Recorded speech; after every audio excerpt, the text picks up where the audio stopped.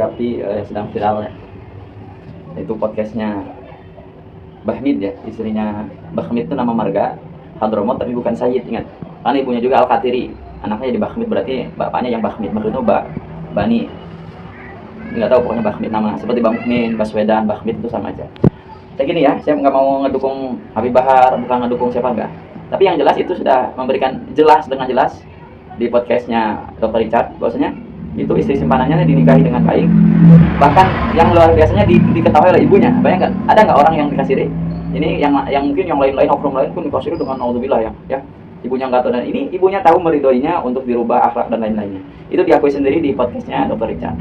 Saya nggak akan ikut campur masalah urusan rumah tangganya Habibah. Bukan, ini secara hukum syar'i sah, ini istri. Bukan zina, bukan orang yang dibeli seperti kasusnya gubernur kita Jawa Barat ya. Beda jauh ya.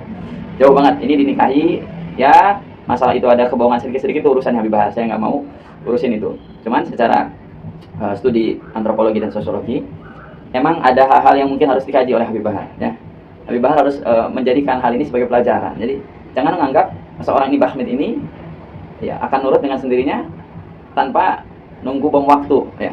Ini bom waktunya mungkin udah, dia namanya kan ada sifat iri dengan istri-istri yang lain, atau hal-hal yang tidak dicukupi dengan hal-hal lain, atau mungkin memang sudah tidak lagi ada kesabaran ya, maka diluapkan. Saya kira santai aja, ditanggapi dengan santai, minta maaf secara personal ya, karena hal yang tadi biasalah, namanya perempuan itu seperti itu, seluruh dunia ya, hubul fulus dan lain-lain.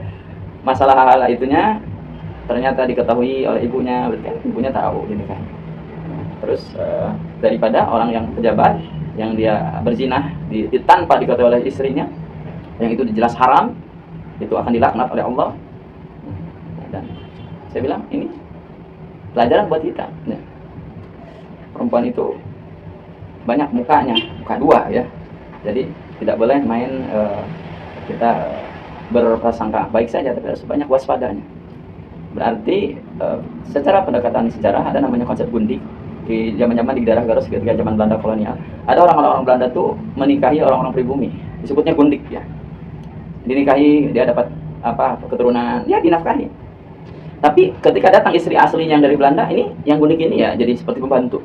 Jauh halnya dengan apa yang dilakukan Habib Bahar, ya tetap jadi istri ya, meskipun tidak, ya mungkin saya bilangnya karena kesibukan dakwahnya beliau ya, jadi jarang hadir juga di istri-istrinya dan tanda kutip. Ya mungkin ini hal jadi pelajaran buat para dai juga, cara memperlakukan seorang istri. Ikuti sunnah-sunnahnya Nabi Muhammad SAW. Jangan mudah terprovokasi juga, hati-hati nih Habib Bahar. Dan ini nanti disambungkan dengan Pak Alawi ya. Wah ternyata Pak Alawi bla bla, nggak ada urusannya, itu satu orang oknum. Guru dari guru saya Habib Hasan bin Abdul Asyadri, Habib Salim Abdul Asyadri. Kalau kita ketemu, beliaunya lagi baca Quran, lagi sholat sunnah. Bahkan Habib Salim bin Abdul Asyadri meninggalnya lagi baca Al-Quran. Jangan disamakan Ba'alawi seperti ini semua, enggak gitu. Tapi saya bilang, apa yang dilakukan Habib Bahar pun tidak terlalu hina kok. Saya bilang, itu seorang yang mungkin khilaf ya, tidak terlalu perhatian. Ya. Tapi secara kebutuhannya tadi dijelaskan, dia ditransfer kok, ada sejuta, ada ditransfer, dikasih.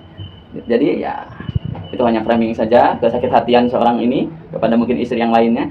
Jadi tolong yang lain jangan terlalu dibesar-besarkan. Mudah-mudahan ini ada pelajarannya buat semua santri dan dai seluruh Indonesia, seluruh dunia. Wa ma taufiqi illa billahi wa alaihi tawakkaltu wa ilaihi unib. Assalamualaikum warahmatullahi wabarakatuh.